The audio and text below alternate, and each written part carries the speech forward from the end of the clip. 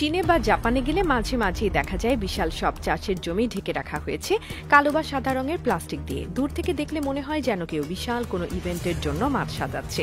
আবার কেউ ভাবেন হয়তো গাছকে রোদ থেকে বাঁচাতে এই ব্যবস্থা, কিন্তু বাস্তবতা এর থেকেও অনেক বেশি বুদ্ধিদার এবং কিছুটা চমকে দেওয়ার মতো। এই পদ্ধতির নাম প্লাস্টিক মালচিং, আর এটা এখন চীনের মতো দেশে বিপ্লব ঘটিয়ে দিয়েছে কৃষিক্ষেত্রে। প্লাস্টিক বিছিয়ে চাষ শুনতে অদ্ভুত লাগলেও এতে করে শুধু ফলনই বাড়ছে না, বরং একসাথে পানি বাঁচানো, আগাছা রোধ এবং ফলের মান উন্নয়ন সবই সম্ভব হচ্ছে। প্রথমে জমির উপরে পাতলা প্লাস্টিকের শীট বিছিয়ে দেওয়া হয়, তারপর সেই প্লাস্টিকে গর্ত করে সেখানে গাছের চারা লাগানো হয়। এই প্লাস্টিক মাটি ঢেকে রাখে, রোদের আলো নিচে যেতে দেয় না, ফলে যা হয় তা একদম বিজ্ঞানসম্মত। মাটির ভেতর তৈরি হয় এক ধরনের নিয়ন্ত্রিত পরিবেশ, যেটা গাছের বৃদ্ধির জন্য একদম আদর্শ।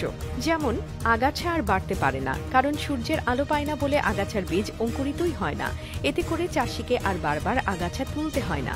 মাটি থাকে ঠান্ডা আর আর্দ্র, কারণ প্লাস্টিকের নিচে রোদের তাপ ঢুকে মাটি শুকিয়ে ফেলতে পারে না। এতে কম পানি দিলেও গাছ টিকে থাকে অনেক ভালোভাবে। মাটির পুষ্টি ঠিকঠাক থাকে, কারণ বৃষ্টির পানিতে সারের ধুয়ে যাওয়া বন্ধ হয়। ফলে যে সার আপনি মাটিতে দিয়েছেন সেটাই পুরোটা গাছের কাজে লাগে। এছাড়াও দেখা গেছে মালচিং করা জমিতে ফল হয় আরো বড়, রঙিন ও বাজারযোগ্য। সময়ের আগেই ফল পাকতে শুরু করে, আর সেটা বিক্রিও হয় বেশি দামে।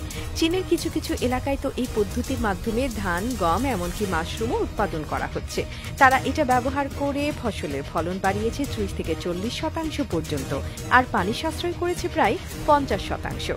এখন আপনার মনে হতে পারে এই প্লাস্টিক ব্যবহার পরিবেশের জন্য ক্ষতিকর না তো? হ্যাঁ, প্রশ্নটা গুরুত্বপূর্ণ।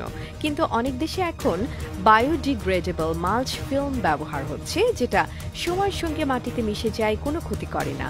এমনকি কিছু কোম্পানি এখন তৈরি করছে এমন মাল্চ যেটা পরে আবার সার হিসেবেও কাজ করে।